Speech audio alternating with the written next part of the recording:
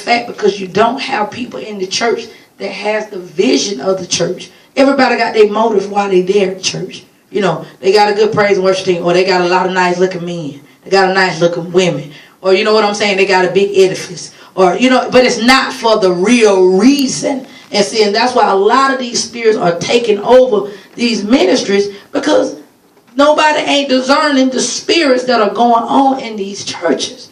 And see, the thing is, we got to begin to make sure that we allow God to deal with us and say, okay, am I thinking that way I need to think? You know, because, you know, sometimes we in the church, we'll say certain things to the leaders, and if like I tell people, if I ask you for your opinion, give me your opinion. But if I don't ask you for your opinion, please keep it. I'm trying to be funny, but that's just like your supervisor. They get ready to make a decision. They don't come and ask you everything. So why do we feel like, you know what I'm saying, when we come to church and we give you our idea, you know, but we want to give you you want to give your idea to the leader, but then yet you go to your job and you ain't finna ask them nothing. You ain't gonna tell them nothing. Because it showed me that I have seen an Absalom spirit. They'll go back and forth in the church and can't stay in the church, but they faithful on their job. You know what they tell me? That spirit is on an assignment to tear up church. Because if you can be faithful to your job, you ain't talking back to your supervisor. You ain't tell your supervisor how to run their job. You ain't tell them how to sign the checks, how this to go, but then you want to go to church. Oh, I think you need to do this. I think you need to do that. No, what it is, you got an Absalom spirit. Because see, what it is, you got to understand, if God wanted you to run the church, guess what he would have did? He would have put it in you to start your own church and open up a church. But see, these spirits, they don't want to open up their own church. They want to take what's yours, what God gave you to do. See, it's easy. And that's why we're going to see, as we continue to go through, you're going to see those that operate in the Absalom spirit, it ain't going to work. It won't work, but it don't stop people from trying. Because in their mind, I want what I want. I want to walk in this. I want to be the evangelist. I want to be the teacher. I want to be... How you want to do this when you first ain't got delivered?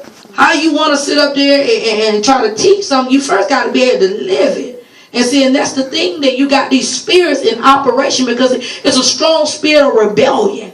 Don't want to hear nothing. Can't be corrected. Can't nobody tell them nothing. Don't want to submit to nobody because they know it all. And see, and that's what God said, no, I got to deal with these spirits, because see, you got some pastors won't even preach the truth because even you scatter with these spirits. Well, Pastor Fowler, we don't need to talk about this today, but let's talk about this. Now, you don't overstep your boundary. Tell them what to preach. Tell them what to say. No, God ain't never called you. Nobody has to tell the leader what to preach and what to minister to. But see, you got so many of these spirits, they feel so free to do it. Because they feel like, you know what, I can do it. I can do what they're doing. Because a lot of things, just because it looks easy, don't mean that it's easy. You try to get up there and do it, and you see how you'll see it's not what you thought it was. And see, and that's why we got to be able to get at a place to know how to recognize these Absalom spirits and to see if the spirit is in us, and begin to lay out and cry out to God and ask God to deliver us. Because see, I don't want to be the one that would destroy our ministry. And that's why we got to look at it in the church and not, look at it ain't me. How do you know it's not you? You know what I'm saying? That's when you got to put the spotlight on yourself. Because like I say, it's easy to find, it's a, but you got to look at yourself. What's about in you? Because see, again, God is showing us this because it's something in us that ain't right. It's something in our mindset, the way that we think, the way that we feel. Because see, God is the one that knows a man's feelings. He the one that knows a man's thoughts.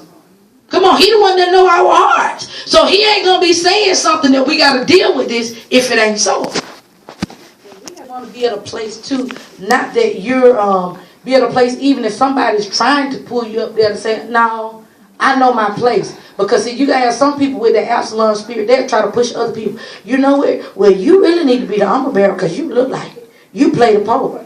That's you. See, trying to push you to do something that he ain't never told you to do, but will speak that into you to try to cause a whole disarray. And see, and that's what I'm looking at with this spirit. It will try to push somebody else up to do something God ain't never told to do something, because God know who can handle what. Because if you got somebody to push you, well, girl, you need to go ahead